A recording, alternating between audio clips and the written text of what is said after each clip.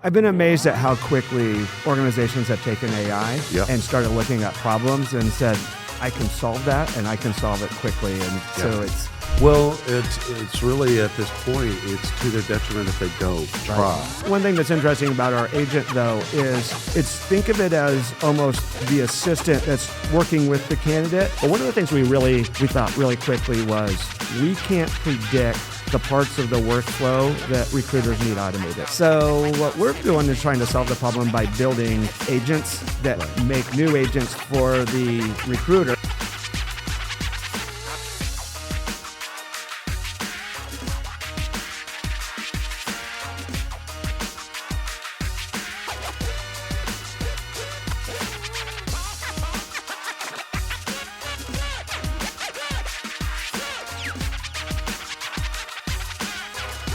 White teeth, well, that white belt. Yeah. Impressive. Trying to match the shoes, the white shoes, right?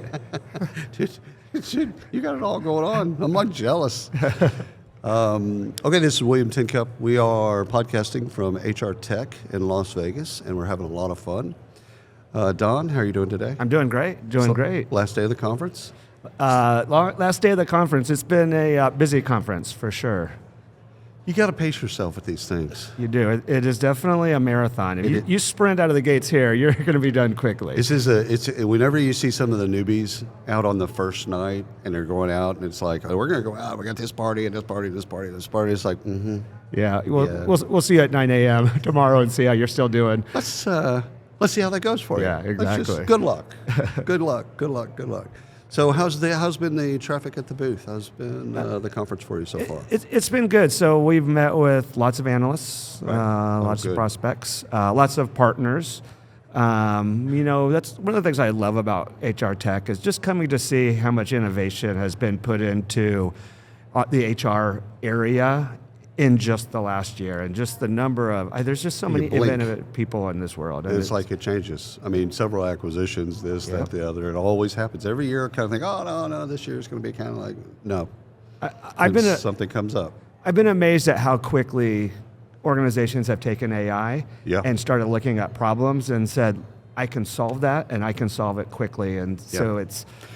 Well, it's really at this point, it's to their detriment if they don't try. Right.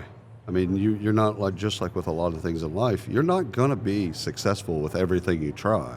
Yep. But you've got to start asking the questions. But we skipped introductions. So do me a favor and introduce yourself. Tell me a little.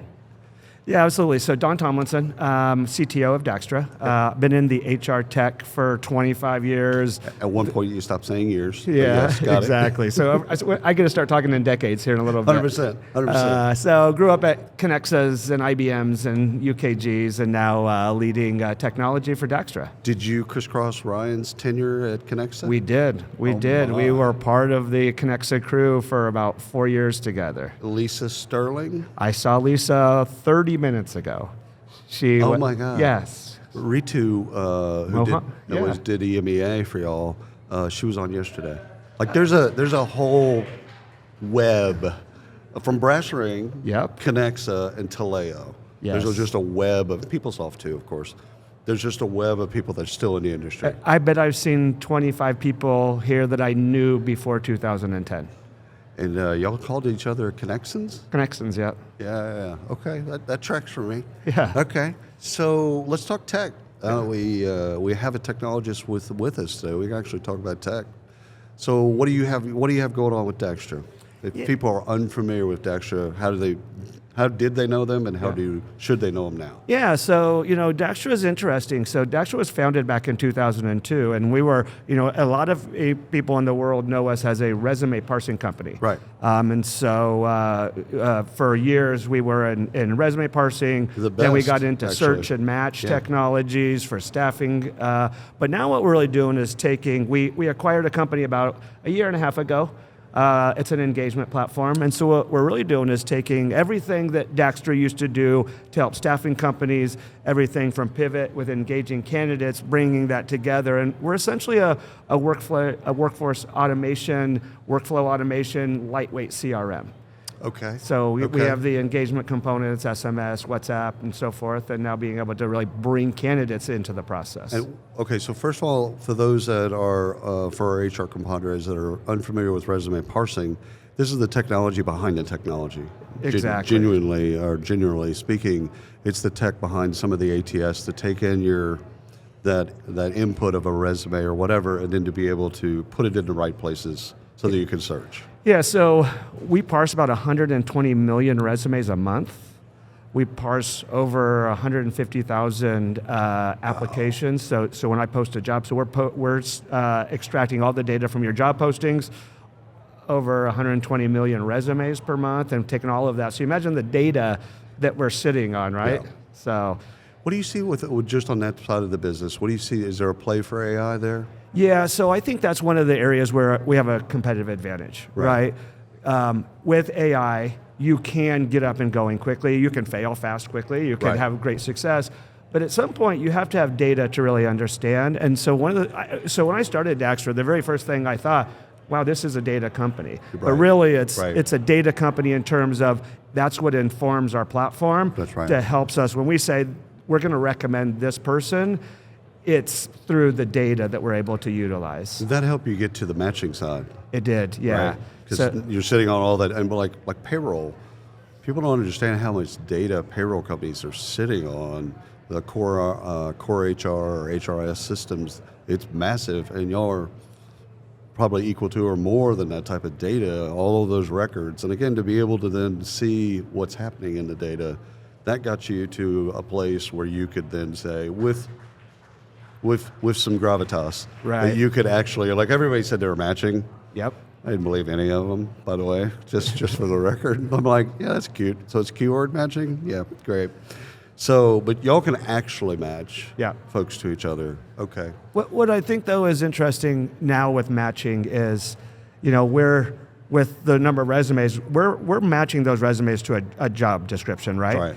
And what AI enables us to do is bring explainability into it. So, William, if you were a 94 for this role, right, and I present you to a hiring manager, they're going to say, all right, well, what makes William a 94? That's right. With AI, we can now very quickly explain it and say, hey, this is why he's a 94 on this role. And by the way, he's a 78 for this role and a 96 for this other role, which he didn't even apply for, but you may want him to. But should. Yeah. You know what's interesting to me, especially on that level, is the things that are contiguous. So somebody says Python development. Yeah. Well, and that's all they say, but it's then that there's like 6 other things. If they know Python, there's a probability that they know these other things as well. And hiring managers know that sometimes, but more often than not, they don't. And recruiters don't. Right. So it's being able to serve up both the explainability, which I think is great, but also some potentiality and also some of the contiguous skills that these folks might. And you got to validate all that stuff for sure. I get all that. But just to be able to then say, because, as a technologist, at a certain point, you've got to explain both the breadth and depth of an experience. Yeah. So you could say you're a Java developer for 14 years. Fantastic. Great. Was that one job that you did, and you did it for 14 years? And so you learned it really deep? Cool. Or was that 14 years of 400 different projects in Java?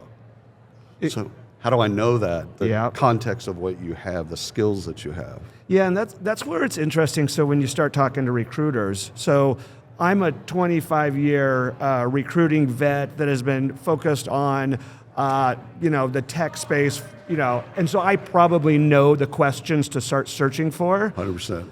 But if I get put on a project where I'm now hiring for welders or nurses, and I don't know that industry, I need the adjacency of the skills to be able to help me know what I should be looking for. 100%. Yeah. The probative questions, just like someone's just an RN. It's like, how long have you been an RN? Okay, cool. What's your specialty? Okay, delivery. Okay, so how have you? Where else are you certified? What hospitals? Like all that stuff that just pours out of people that do it for a living. I don't know any of those questions. And how recently have you done it? 100%. Is this, 100%. is this what you did pre-COVID? Yeah. Is this what you studied for during COVID, Or did you get out? Exactly. 100%. Okay, so we got parsing, we've got matching. I think we covered those pretty well. What's the newest thing that y'all have?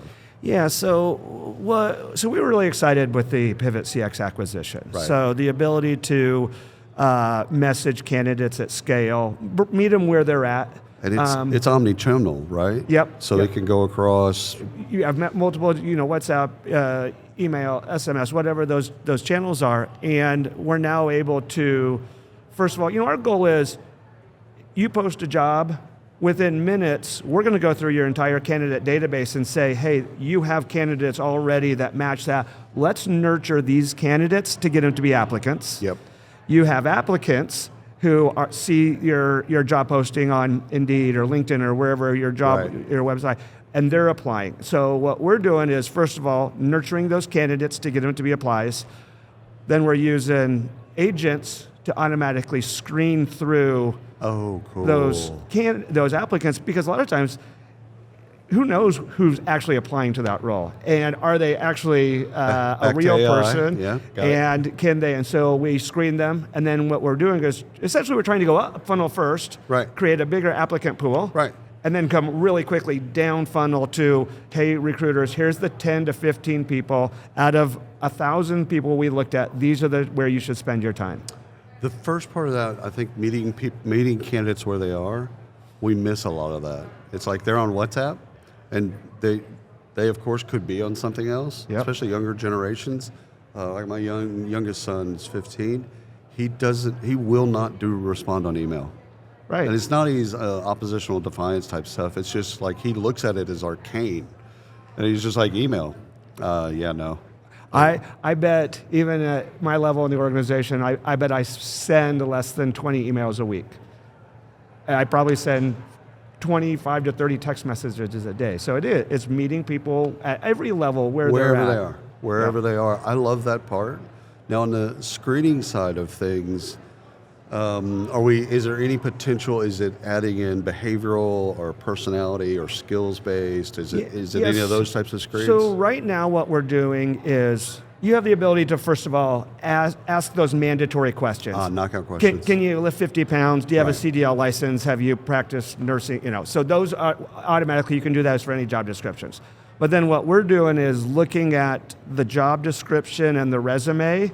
We're highlighting gaps that we see that we're not seeing on the resume. Questions you should probably ask. Yes, and so now we're going in and finding that out. So the cool thing there is, you get to learn a lot more, but it's interesting because every single candidate has a different set of questions. Oh yeah. Because every resume is like fingerprints. Their Every resume is different. So so we're asking those types of questions really to provide more information and explainability to the recruiters on why they should bring that to the hiring manager. Why is this candidate going to be? Well, ultimately, that's what they need. They need a slate. They need that slate to be diversified and all that other stuff, but they need a slate that they can feel comfortable defending. Exactly. And then putting it in front of the hiring manager and being able to explain, like, hey, listen, this is what this is. These are why I think these are your best 5 to take a look at it. Because hiring managers, what people forget generally is that hiring managers have a job. Yeah. They're doing something else. They're not professional hiring managers. This is something they do every once in a while when they have to hire. Right. It's not like they want to do it. There's no training. It's just like they get thrown into it as experts. So what is your take on the kind of the theme du jour of are you? Yeah. Like what's happening in identity verification. Yeah. So you're screening. So again, you're doing all the kind of recruitment marketing, finding candidates, and getting to understand where the gaps are, doing matching, communicating, like all this wonderful stuff. Are they North Korean? Right.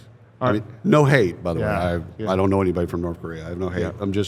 I know there's a lot of deep fakes that are coming out of North Korea from another. Exactly. Yeah. So that's my example too. So what we're doing there is, it's interesting because AI is helping candidates get their resumes out there. 100%. But it's also helping the bad actors That's right. get their information out there. And see, we do have to take that into consideration. So right now we're in the process of building out newer ways of doing it, like IP detection. Are we getting multiple applicants from the exact same IP address? Where are those IP addresses coming from? Right. The types of questions. One thing that's interesting about our agent, though, is think of it as almost the assistant that's working with the candidate. Right. At any second, I can decide, all right, now it's time for Don to get in. Yeah, Don's yeah. now going to be, and now I can actually go right into the agent, and then once I've asked any of the questions I want to ask, I can tell the agent, okay, go ahead and proceed.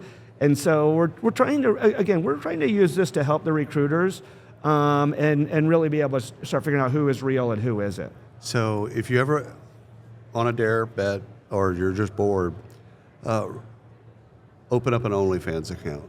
Okay. Swear to God. It is by far, I mean, like leaps and bounds ahead of anything Really? that you've ever seen, authentication-wise.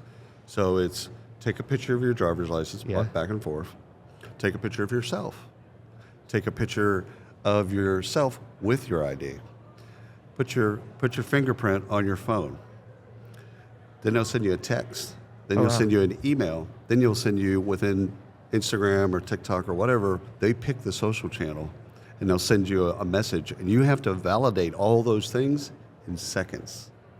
It really makes you wonder if that's where we're going to be going to in this world. I think it's genius. Yeah. I mean, whether or not you like OnlyFans or not, I don't really care. I'm good. It's the process in which they're doing the RUU stuff.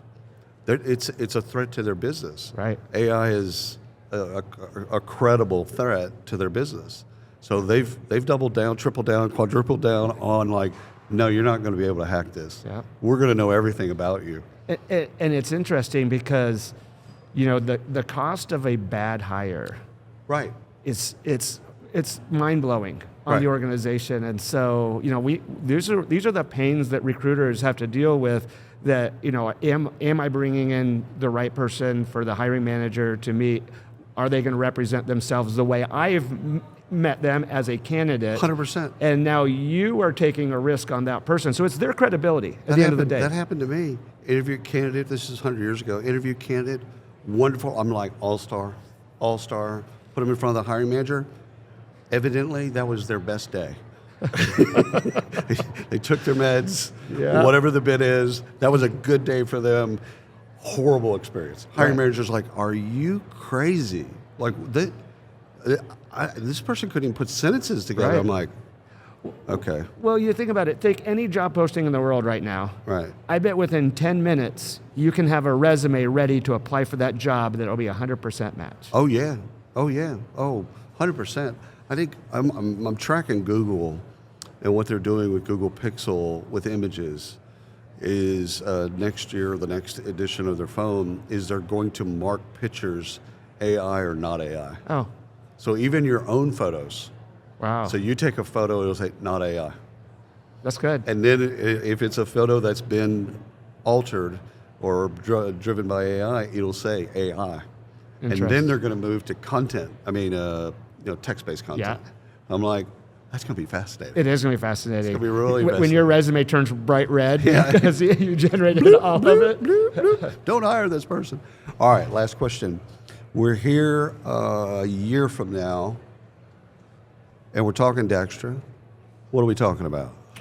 So with Talent Flow, the first agent we built was the screening agent. So we're going to quickly screen, building scheduling agents. Right.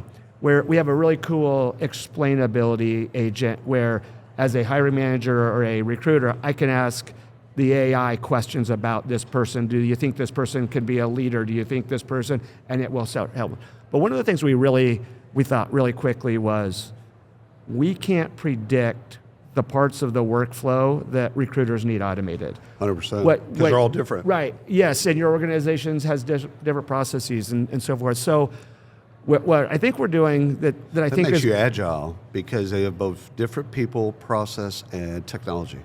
right. So it's like, okay, I wouldn't say like everyone's a little special snowflake, but maybe everyone's a special snowflake in that regard. And we'll never predict that snowflake, right? Right. So what we're doing is trying to solve the problem by building agents that make new agents for the recruiter. So the recruiter gets to define what's the trigger point and what's the engineering prompts that it needs. Do you see that as it becomes now job based or rec based? I do. I think it's rec based. So you may, or even hiring manager. So maybe if you're a hiring manager and you want to get a bot to notify you every time there's a candidate with a 95 or above, hey, agent, do this for me. Oh, that's cool. Yeah, and so we're going to quit predicting what recruiters need and start giving them tooling to build their own agents and kind of attack it from that side. The WYSIWYG that kind of comes on top of that is you just take them through the bit. Yeah. And then it's like, okay, do you want to ask this question? Do you care about this? Is this important to you? With this job, which is so much better than like 2 or 3 years ago, these agents were so generic. Right. That it's like, okay, it would be helpful, great, but I've got like 19 different recs and they're all different. So that's not going to get me to the place I want. Yeah. But what you're talking about is highly personalized to the hiring manager, to the job, to the recruiter, to the candidate, et cetera. Yeah. So we're talking to tech. So that's the way we see talent flow going. So we're really excited about what that's going to enable for recruitment teams. And to your exact word you said, agility. We want to be agile with them. Drops mic, walks off stage. Don, thank you so much. Really appreciate it. All right. And thanks everybody for listening. Until next time.